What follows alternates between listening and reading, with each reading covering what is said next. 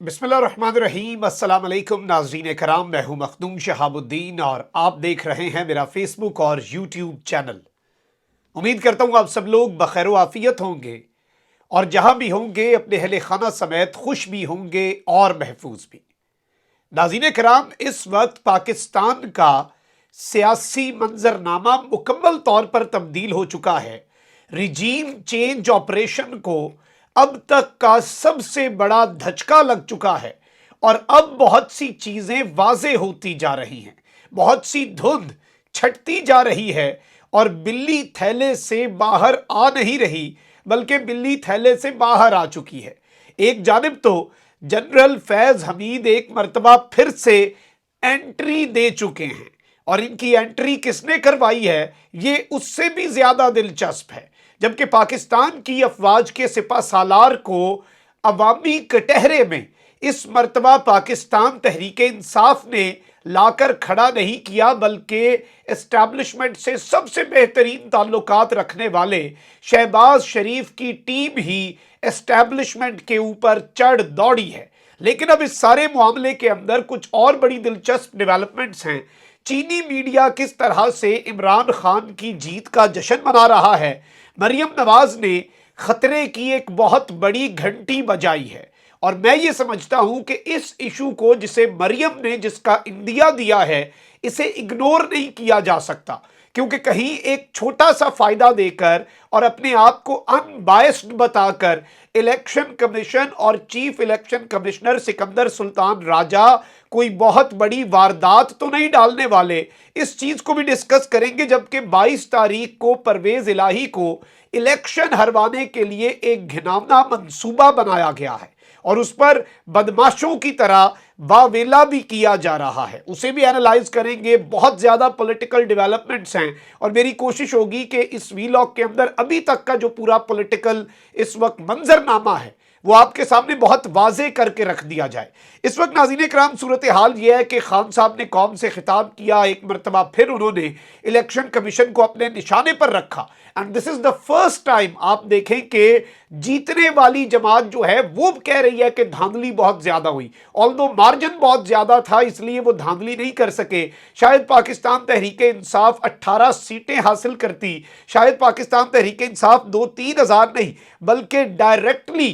25 से 30 हज़ार वोट सारे हलकों के अंदर इसका मार्जिन होता। लेकिन इत्तलात यही है कि इमरान खान को पता है कि अंदर खाते ये करना क्या चाहते हैं। अब नून लीग का भी इजलास हुआ, हमजा शहबाज और शहबाज शरीफ ने उसकी सदारत की, उसमें एक रिपोर्ट पेश की गई है और उस रिपोर्ट में शिकस्त की कुछ वजूहात हैं। ये बड़ी दिलचस्प वजूहात हैं क्योंकि इसमें बाकायदा तौर पर पाकिस्तान की सियासत से चंद लोटों का खात्मा हो चुका है, बाकियों का आवाम कर देगी, बस वो अवामी अदालत में अभी पेशी होनी है जो कौमी असम्बली के लोटे बैठे हैं ना वहां पे। अच्छा, अब हुआ ये है कि इस पूरे मामले में राना सनाउल्लाह साहब जो हैं उन्होंने हर हलके के हवाले से अलग अलग रिपोर्ट पेश की और बेसिकली जो नंबर 1 पॉइंट है, ये बड़ा अलार्मिंग पॉइंट है, वो ये है कि हलकों में लीगी कारकुनों ने यानी कि नून लीग के अपने लोगों ने मुनहरिफ अराकीन को दिल से कबूल नहीं किया और मुकम्मल तौर पर किसी ने भी उनके लिए उनकी जीत के लिए जान नहीं लड़ाई क्योंकि ये पैराशूटर्स थे। अच्छा, इस सब के अंदर ऑब्वियसली इन्होंने इस चीज को मान लिया है कि जो महंगाई का जिन है वो बेकाबू था और इवन जो 2 दिन पहले पेट्रोलियम मसनूआत की कीमतों में 100 रुपया बढ़ा के चंद रुपए कमी की, वो बैकफायर किया। आवाम गुस्से में आ गई कि ये में पागल बना रहे हैं, हमें इन्होंने समझा क्या हुआ है और ये चीजें भी इन्होंने समझा हुआ है कि वही दौर है, पागल बनाएंगे। 4 साफी हमने हायर किए हुए हैं, 2 टीवी चैनल हमारे पास हैं और वो बस बेहतरीन फैसले का राग गलाते रहेंगे। अवाम उन्हें सुनना छोड़ चुकी है, वो बस अपनी 1.5 ईंट की मस्जिद बना के तज्जिए तबसरे करते रहते हैं। अच्छा, अब इस सारे मामले के अंदर मैं आपको ये भी बता दूं कि अब मरियम नवाज ने खतरे की घंटी बजाई है और मैं जाती तौर पे समझता हूं कि ये खतरा, ये खदशा पाकिस्तान तहरीक इंसाफ को भी है اور جو ممنوعہ فنڈنگ کا کیس ہے جسے فورن فنڈنگ عرف عام میں کہا جاتا ہے، اور اس کیس کے اوپر پی ٹی آئی کہتی ہے کہ ساری جماعتوں کا ایک ساتھ آپ سماعت کریں، ایک ساتھ فیصلہ کریں، لیکن الیکشن کمیشن ایسا کیوں کرے گا؟ اچھا، وہ ایک ننگی تلوار پی ٹی آئی کے اوپر لٹکائی ہوئی ہے، اور وہ بیسیکلی یہ ہے کہ اگر اس میں پاکستان تحریک انصاف کو مکمل طور پہ ختم کیا جا سکتا ہے، یعنی پارٹی ہی ختم، جب پارٹی ختم اس کے تمام ایم پی ایز، اس کے تمام ایم این اے سب ختم۔ لیکن کیا اس طرح سے عمران خان اور اس کی سیاست ختم ہو جائیں گے؟ وہ نئی پارٹی رجسٹر کرا لیں گے، وہ نیا انتخابی نشان کر لیں گے، عوام مزید اسے ہو سکتا ہے زیادہ ووٹ دے دے، ابھی اس نے 15 نشستیں، تب جا کے ہو سکتا ہے 20 میں سے 20 پہ آپ کچھ نہ کر پائیں، اتنا مارجن ہو، اور جو راولپنڈی والا معاملہ ہوا وہ بھی نہ کر پا رہے ہوں، تو یہ صورتحال ہے۔ لیکن مریم نواز نے اندیا دے دیا، اور الیکشن کمیشن سے ایک طرح کا مطالبہ یا آرڈر ہے، اب یہ نہیں پتا، لیکن انہوں نے کہا ہے کہ اپنی ہی 20 سیٹوں پر 5 ہار جانے پر زیادہ زوم میں آنے کی ضرورت نہیں۔ اچھا، اب اس پوائنٹ پہ آ گئی ہیں، البتہ یہ پی ٹی آئی کی سیٹیں نہیں تھیں، ان میں سے 10 ایسے لوگ تھے جو آزاد جیتے تھے، اور اس مرتبہ آزاد کا اپنا ووٹ بینک ہوتا ہے، یعنی ان کا vote bank plus P M L N کا ووٹ بینک سارا خان لے اڑا۔ اچھا، ای سی پی پر آپ کا اٹیک وہ دھاندلی نہیں جو ہوئی ہی نہیں، بلکہ فورن فنڈنگ فیصلے کا خوف ہے۔ آپ کو معلوم ہے کہ اس میں سب آپ کے خلاف ناقابل تردید شواہد سامنے آ چکے ہیں، جن کا منظر عام پر لایا جانا ناگزیر ہے۔ ای سی پی جلد فیصلہ سنائے۔ الیکشن کمیشن آف پاکستان کو ریکویسٹ تو نہیں، مجھے تو اس کے اندر ہدایات لگ رہی ہیں کہ جلد فیصلہ سنائے الیکشن کمیشن آف پاکستان، اور اس حوالے سے بھی اطلاعات ہیں کہ یہ ہو سکتا ہے۔ جبکہ دوسری جانب عمران خان صاحب کے زیر صدارت جو اجلاس ہوا ہے اس میں بہت سی چیزیں ڈسکس ہوئیں، اس میں پریشر جو ہے وہ قائم رکھنے کے اوپر بات ہوئی ہے کہ پریشر کسی بھی صورت جو ہم نے بلڈ کیا ہوا ہے، چاہے وہ ایکس وائی زی پر ہے، چاہے وہ انویزیبل فورسز پر ہے، چاہے وہ الیکشن کمیشن کے اوپر ہے، یا چاہے وہ انڈائریکٹلی عدلیہ سے، پریشر کا میں لفظ تو نہیں عدلیہ کے لیے استعمال کروں گا، یا وہ ریکویسٹ ہے جو وہ کرتے رہتے ہیں خان صاحب گائے بگائے، اور عدلیہ کو کا ضمیر جو ہے وہ جھنجھوڑنے کی کوشش کرتے ہیں۔ اب اس سب کے اندر پاکستان تحریک انصاف اور کاف لیگ نے اپنے ایم پی ایز کو باہر جانے سے روک دیا ہے، اور اس وقت یہ کہا گیا ہے کہ مکمل طور پر اسمبلی ارکان جو ہیں وہ باہر نہیں جائیں گے، لاہور میں رہنے کی انہیں ہدایت ہے۔ اور رانا ثناء اللہ صاحب نے ایک عجیب سی دھمکی دی ہے، اور مجھے اس دھمکی، اس سٹیٹمنٹ کی سمجھ نہیں آ رہی، آپ لوگ خود بھی سمجھ جائیں گے کہ یہ کہنا کیا چاہ رہے ہیں، انڈائریکٹ میسج کیا دینا چاہ رہے ہیں۔ بدماشی ہے نا، اور ایک اندھیر نگری چوپٹ راج ہے پاکستان میں۔ 25 مئی کو جو کیا، ویسے خان صاحب نے اب کہہ دیا میں دیکھوں گا، ایسی کی تیسی میں بھولنے نہیں دوں گا 25 مئی کو جو عورتوں بچوں کے اوپر شیل پھینکے گئے۔ اچھا، وفاقی وزیر داخلہ رانا ثناء اللہ کا کہنا ہے کہ وزیر اعلیٰ کے انتخاب کے لیے ہمارے 5 ووٹ کم ہیں،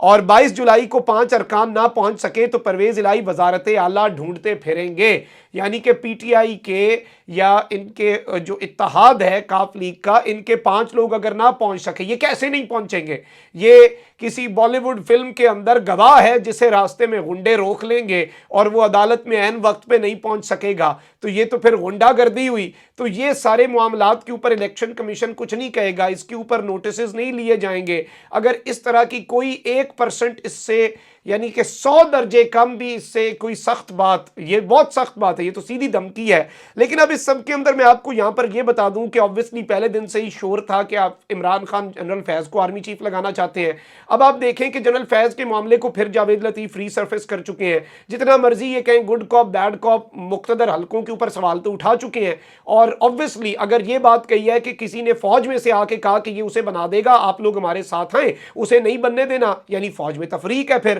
فوج کے اندر کوئی ایسا افسر ہے جو انہیں نہیں بننے دینا چاہتا، تو آپ یہاں سے اندازہ کریں کہ یہ عمران خان سے جب سوال ہوا، عمران خان نے اس معاملے کو بٹھایا۔ عمران خان نے کہا نہیں، میں نے تو سوچا ہی نہیں، عمران خان اس پر کبھی کچھ نہیں کہتا۔ لیکن جنرل فیض کو واپس چیزوں کے اندر لانا، انہیں کبھی کھڈے لائن کہنا، کبھی انہیں سب سے امپورٹنٹ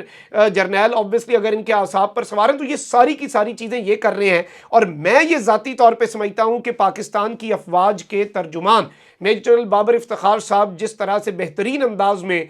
سارے پروپیگنڈاز کو شکست دیتے رہے ہیں، اس پروپیگنڈا کے اوپر بھی اس کے اوپر جو جاوید لطیف صاحب کی پریس کانفرنس ہے، نون لیگ کے پورا طبقہ جو ہے وہ لانچ ہو گیا ہوا ہے، مریم نواز اور نواز شریف گروپ کو بھی لانچ کر دیا گیا ہے، اور شہباز یہ بات ایک ہی ہے، بس اب معاملات آپ کے سامنے۔ اچھا، اس سب کے اندر ایک بڑی دلچسپ چیز ہوئی ہے، چین کے ساتھ تعلقات آپ کو پتہ ہے شہباز شریف صاحب کے کیسے ہیں۔ انہوں نے اب वज़ीर आज़म से साबिक वज़ीर आज़म भी होने वाले हैं। कोई भी वज़ीर आज़म जब बनता है वो सऊदीया और चाइना का दौरा ज़रूर करता है। शहबाज शरीफ साहब ने बहुत ज़ोर लगाया एड़ी चोटी का कि चीन का दौरा हो जाए, लेकिन चीन ने इन्हें नहीं बुलाया। ऑब्वियसली वहाँ पर रिपोर्ट्स जाती हैं, बहुत कुछ मामलात डिस्कस होते हैं, और चीन ने यहाँ तक कि ब्रिक्स समिट के अंदर पाकिस्तान को नहीं बुलाया भारत के कहने पर। शहबाज शरीफ साहब की टीम की तरफ से ये भी कहा गया कि एक दो और समिट्स भी हैं, उनमें ही बुला लें, चलें डायरेक्ट विजिट ना हो, उसके साइड लाइन्स में हम शी जिनपिंग से मिल लेंगे, कुछ ना कुछ हो जाएगा। ऐसा नहीं हुआ, और इनसे डायरेक्ट बात करने को भी कोई रेडी नहीं था। आर्मी चीफ को जाना पड़ा वो कर्ज की किस्त रिवाइव करवाने के लिए, जो खान साहब के दौर में डील थी, बस उसे रिवाइव करवाना था, फिर से उसे